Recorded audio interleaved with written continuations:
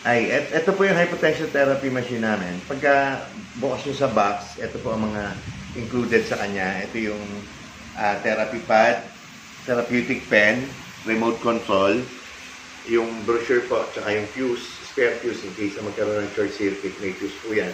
Tapos, ito po yung power cord, kinabit na namin sa likod. So, pag inonin nyo yung machine, dito po sa likod dyan, meron siya sariling switch. Naka-default sa kanya is 5,000 volts, 30 minutes yung time, high potential mode. So, babaguhin natin yan, depende po doon sa settings na gusto nyo. Dito sa panel, makikita ninyo, ito po yung high potential key, negative potential, intermediate frequency potential or optical. Ito po yung ano niya, yung start niya, time, intelligent mode, tsaka warm oxybustion.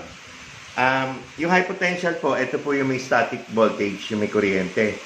Yung negative potential, ito yung para sa mga may insomnia na gusto makatulog na mahimbing. IF potential, ito po yung ano siya, yung pampapayat tsaka pang anti-aging. Yan po yung kadalasan na ginagamit. Tapos sa baba, makikita ninyo yung saksakan ng ano po, ng pad. Naka-label, may label naman po dyan, high potential, negative potential, IF potential, warm oxybustion, tsaka ito po yung sa therapeutic pen, yung partial pulse. Ngayon, kung alin po yung mode na gagamitin nyo, kung ano yung function, doon nyo po isasaksak itong pad natin. So, kung halimbawa, high potential, saksak natin po siya dyan. Tapos, itong pad, baliktad rin ninyo, dapat yung bakal nasa ilalim. Yan. Tapos, yung voltage, pwede nyo i-adjust yan. Ang naka-default is 5,000. Press nyo lang po yung high potential na isa pa, magiging 7 yan. Tapos, kung gusto nyo mas malakas, 9,000. Tapos, babalik ulit yan sa 5,000. So, tatlong voltage po yan, 579. Tapos, kung halimbawang yung time, gusto nyo baguhin, naka-default siya ng 30. Continuously press lang po yung, yung time. Hanggang 90 minutes, pwede po yan. Tapos, babalik siya doon sa 10 minutes. So, kung ano yung setting ninyo na i-set sa high potential at okay na sa inyo, press nyo lang po yung on. Yan, pagka nag-start na po ang mandal na yung timer, ibig sabihin, yung pad meron na pong static voltage yan. Ngayon, pwede nyo gamitin yung, yung remote control. Lagyan lang ng baterya po ito, no? Tapos kung makikita niyo itong potential testing, pag tinapat niyo po yan sa pad at prines niyo, tutunog po ito. Ibig sabihin, merong kuryente yung pad. Pwede po ito gamitin niyo sa pagtitest sa pad, or pwede rin naman po yung normal na ginagamit na hinahawakan yung nakaupo at mapipil po yung yung kuryente. So, ganun lang po yung high potential po. Ito yung kadalasan ng ginagamit. Ito po yung para sa cell membrane natin para maging healthy yung cell membrane natin. Halos lahat po ng benefits andito po. Ngayon, kung halimbawa gusto niyo i-try yung ibang function, negative potential, press nyo muna po ito. Tapos, ilipat ninyo po yung pad sa negative potential. Yan. Tapos, press nyo po yung negative potential na key. Lalabas po yung setting na negative potential. So, negative 4,000, 5,500, tsaka negative 7,000. Depende po sa gusto niyo gamitin. Tapos, ganoon din po ang proseso.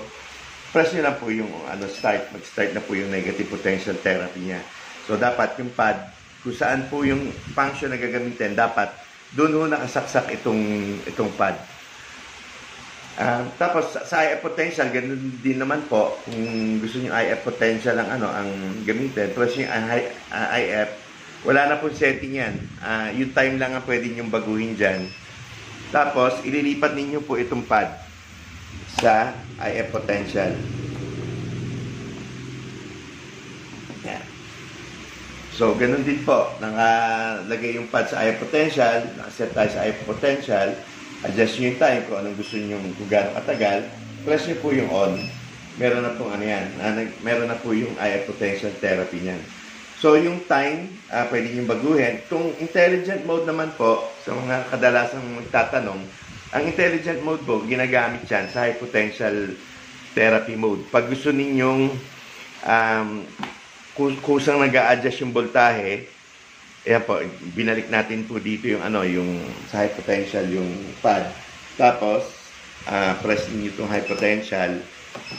Yan. Tapos kung gusto niyo intelligent mode, press nyo lang po yung intelligent mode. Sa high potential lang po applicable to Naka-intelligent mode siya. Pag on nyo, mag-i-start siya na 5,000. Tapos, every 5 or 10 minutes, magbabago siya. Umakit ng 7, akit ng 9, babalik ng 5. So, yun po yung intelligent mode. Yung intelligent mode, ginagamit po yan pagka talagang naka 1 month na kayo na nagte-therapy. Pwede na po yan. Kumaga, yan na po yung ano ninyo. Yan na po yung daily na magiging therapy ninyo. Gradual yung pag-increase ng voltage po.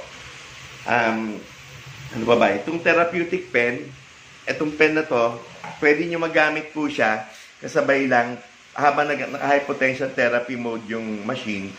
Pwede ninyong gamitin po ito. Isasaksak nyo lang po siya dito sa sa partial pulse na socket. Yan. Tapos ito lang pwedeng gamitin niyo lang during high potential therapy po. Yung taong gagamit ito dapat nakaupo sa pad, tapos gently irarab niya lang po yung itong pen sa mga lugar na masasakit, may mga patay na ugat o kaya sa mga na-stroke na medyo gusto ma-stimulate yung area ng katawan na stroke. Ito po ang gamit for therapeutic pen. Kung meron din kayong kaibigan na magaling na acupuncturist, ito rin po pwede nyo gamitin sa mga focal points ng acupuncture.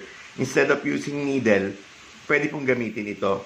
So tatandaan na ito pwede lang gamitin during high potential therapy.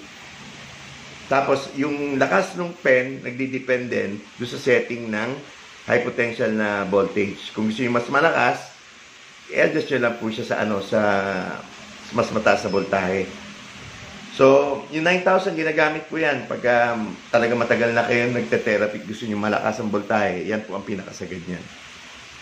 So, yun lang po. Kung mayroon pong question, warm oxybustion, ginagamit naman po yan pagka merong kasamang pad yung binili ninyo. Dito po sinasaksak yon sa warm oxybustion sa akin. Pwede nyo siyang gamitin pero wala siyang pwedeng kasabay. Hindi pwedeng kasabay ang ibang function. So, ang warm oxybustion naka-default siya sa mas mahinang heat. So, kung gusto nyo i-increase, press nyo lang po ng isa pa, magiging 2 bars, magiging 3 bars, tapos start. Iilaw po yung yung warm oxybustion pagka pag yun po naka-engage. Basta, kung may warm oxybustion function yung kinuha ninyo, may kasama oxybustion pad, dito nyo po siya isasaksa. So, yun lang po. Thank you po.